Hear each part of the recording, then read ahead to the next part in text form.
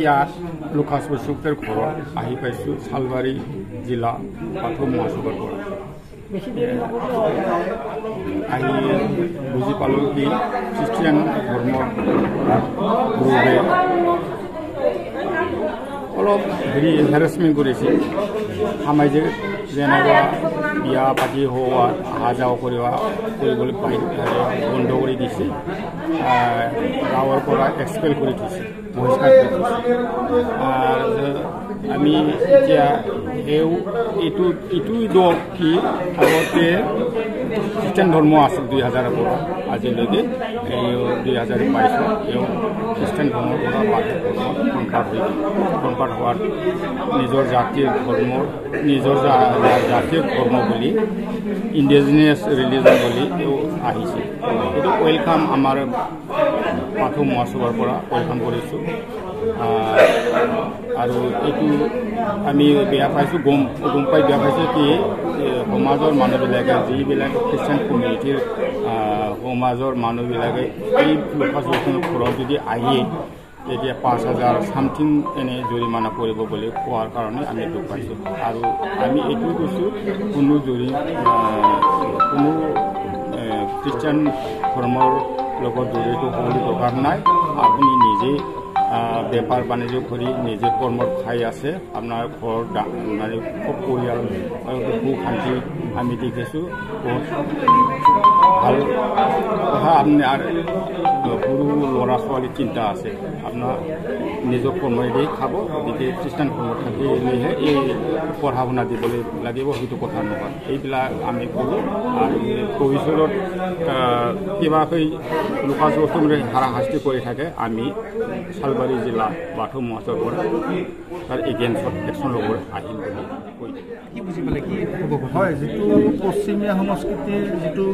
ধ্বজাবাহক খ্ৰীষ্টানসকল তেওঁলোকে আমাৰ অসমৰ বিভিন্ন ঠাইত গৈ পেলাই ভিতৰুৱা অঞ্চলবিলাকত গৈ পেলাই আমাৰ জনজাতীয় লোকসকল আৰু এই আদিবাসী লোকসকলক অশিক্ষিত লোকসকলক যিসকলে দুখীয়া নিৰক্ষৰ এইবিলাক লোকসকলক টাৰ্গেট কৰি লৈছে আৰু তেওঁলোকে লুকাই চুৰকৈ তেওঁলোকে খ্ৰীষ্টান ধৰ্মত মানে ধৰ্মান্তৰিত কৰি আহিছে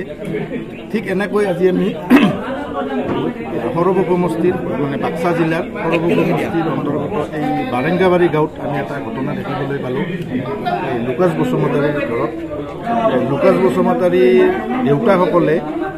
2000 চনতে খ্ৰীষ্টান ধৰ্ম গ্ৰহণ কৰিছিল বিভিন্ন পৰিস্থিতিৰ সন্মুখীন হৈ পেলাই বা তেওঁলোকৰ প্ৰৰোচনাত খ্ৰীষ্টান ধৰ্ম গ্ৰহণ কৰিছিল তেতিয়া লুকাছ বসুমতাৰী সৰু আছিল আৰু এতিয়া লুকাছ বসুমতাৰী আজি 22 বছৰ পিছত তেওঁ অনুভৱ কৰিলে যে আমাৰ ধৰ্মটোতো হিন্দু ধৰ্ম আমাৰ ধৰ্মটোতো আকৌ প্ৰাচীন বাথৌ ধৰ্ম গতিকে তেওঁ কি কৰিলে বহাগৰ 1 তাৰিখে বাথৌ ধৰ্মলৈ ঘূৰি আহিলে আৰু তেওঁ ঘূৰি অহাৰ পিছত তেওঁক এই খ্ৰীষ্টান লোকসকলে বিভিন্ন ধৰণে হাৰাশাস্তিৰ সন্মুখীন কৰি আহিছে লুকাছৰ ঘৰত যদি কোনোবা তেওঁৰ শহুৰৰ বংশৰ মানুহো আহে তেওঁলোকক 5001 টকা ফাইন কৰে এনেকুৱা ধৰণে বিভিন্ন ক্ষেত্ৰত তেওঁক মানে হাৰাশাস্তি কৰি আহিছে সেইকাৰণে আজি আমি লুকাছ বসুমতাৰীয়ে আমাৰ লগত যোগাযোগ কৰিছিলে আমাক তেওঁ নিমন্ত্ৰণ দিছিলে সেই মৰ্মে আমি আজি কুটুম সুৰক্ষা পৰিষদৰ পৰা কেন্দ্ৰীয় সমিতি কুটুম সুৰক্ষা পৰিষদৰ বৰপেটা জিলা সমিতি কুটুম সুৰক্ষা পৰিষদৰ বাক্সা জিলা সমিতিৰ আমি সদস্যসকলে এটা প্ৰতিনিধি দল আহি লুকাছ বসুমতাৰীৰ ঘৰত উপস্থিত হওঁ আৰু ইয়াতে আমি দেখিবলৈ পাওঁ যে বাথৌ মহাসভাৰ লোকসকলো ইয়াতে আহি উপস্থিত হৈছেহি আমি বাথৌ মহাসভাৰ লোকসকলৰ লগত এই বিষয়ত আলোচনা কৰি পেলাই আমি এটা সিদ্ধান্তত উপনীত হৈছোঁ যে এনেকুৱা ধৰণৰ যদি অসমত আকৌ কোনো ঘটনা থাকে বা এনেকুৱা ধৰণৰ যদি কোনোবা খ্ৰীষ্টান হোৱা মানে হিন্দুৰ পৰা খ্ৰীষ্টান হোৱা লোকসকলে যদি আকৌ হিন্দু ধৰ্মলৈ স্বধৰ্মলৈ ঘূৰি আহিব বিচাৰে তেতিয়াহ'লে আমাক কুটুম সুৰক্ষা পৰিষদৰ লগত যোগাযোগ কৰক আমাৰ সভাপতি সত্যৰঞ্জন বৰা তেওঁৰ লগত যোগাযোগ কৰিব পাৰে আমি আপোনালোকৰ কাষত গৈ থিয় হ'ম আৰু আজি এই লুকাছ বসুমতাৰীৰ ঘৰৰ চোতালৰ পৰা আমি এই পশ্চিমীয়া সংস্কৃতিৰ বাহক খ্ৰীষ্টানসকলক আমি সকীয়াই দিব বিচাৰোঁ যে আপোনালোকে যি কৰিছে আৰু আমাৰ মাতৃসত্তা ৰক্ষাৰ কাৰণে আৰু আমি মহাভাৰতৰ আদৰ্শৰে নৱভাৰত নিৰ্মাণৰ এটা লক্ষ্য ৰাখিছোঁ আৰু আমি এই নৱভাৰত আমাৰ সনাতন হিন্দু ধৰ্মৰ নৱভাৰত গঠনৰ কাৰণে আমি যদি আকৌ মহাভাৰতৰ সৃষ্টি কৰিব লগা হয়, মহাভাৰত ৰচনা কৰিব লগা হয়, আমি ৰচনা কৰিম। আৰু এই খ্ৰীষ্টানসকলক আমি সকীয়াই দিছোঁ, আপোনালোকে যদি ইয়াতে ক্ষান্ত নাথাকে তেনেহ'লে আমি মহাভাৰত আকৌ আৰম্ভ কৰিম।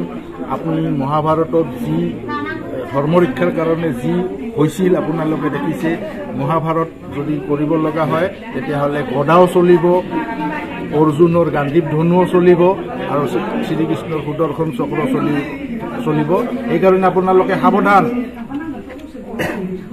আপোনালোকে খ্ৰীষ্টানসকল সাৱধান হওক। এই মঞ্চৰ পৰাই আপোনালোকে পিছুৱাই যাওক, আপোনালোকৰ পশ্চিমীয়া ঠাইলৈ গুচি যাওক। আমাৰ এইখন দেশ সনাতন হিন্দু ধৰ্মৰ দেশ, আমাক ইয়াত থাকিবলৈ দিয়ক। আইনী ব্যৱস্থা লোৱাৰ কাৰণে প্ৰস্তুত। আমি প্ৰথমতে আমি এই মঞ্চৰ থ্ৰুৱেদি আপোনালোকৰ যোগেদি আমি ভাৰতৰ প্ৰধানমন্ত্ৰী নৰেন্দ্ৰ মোদী ডাঙৰীয়ালৈ, অসমৰ মুখ্যমন্ত্ৰী ডক্টৰ হিমন্ত বিশ্ব শৰ্মা ডাঙৰীয়ালৈ আমি অনুৰোধ জনাইছোঁ, এই ক্ষেত্ৰতো কিবা এটা পদক্ষেপ লওক, নহ'লে আমি নিজাববীয়াকৈ পদক্ষেপ ল'বলৈ